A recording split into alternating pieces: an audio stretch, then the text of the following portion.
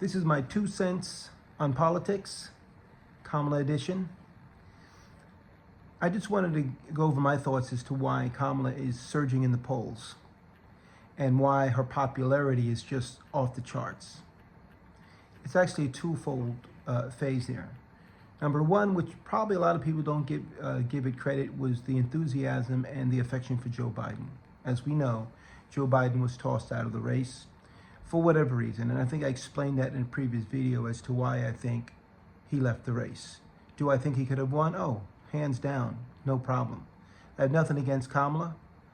Kamala's his vice president, and if for some reason he wasn't able to fulfill his duties in his second term when he was reelected, then Kamala would automatically be the president.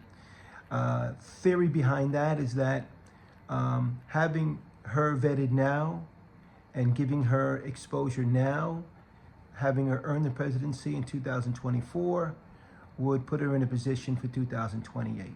There's logic behind that.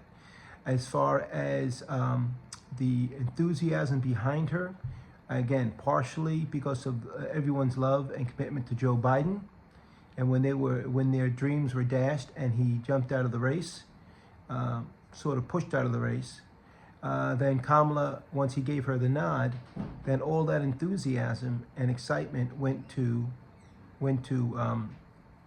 Kamala, and you saw that and of course she brought some of her own pizzazz to the table as well, and her own credentials, which sort of sealed the deal. So as far as the donors were concerned, the big time donors, they wanted a brokered convention. They wanted a brokered convention because they wanted to install their own people into the president and the vice president positions. And the reason why is because they have an agenda. They're investing a lot of their money, and they want a return on their investment. That was their motivation for doing what they did. And of course, I still think that the top tier Democrats, were sort of complicit in pushing this forward because they saw their races at stake as far as the House and the Senate, and they wanted to be able to, solidify their positions as well as far as keeping their jobs. So they were sort of complicit in helping push Joe Biden out. Now, all that being said, and the fact that Joe is of a certain age, it might have been a good decision, but of course time will tell.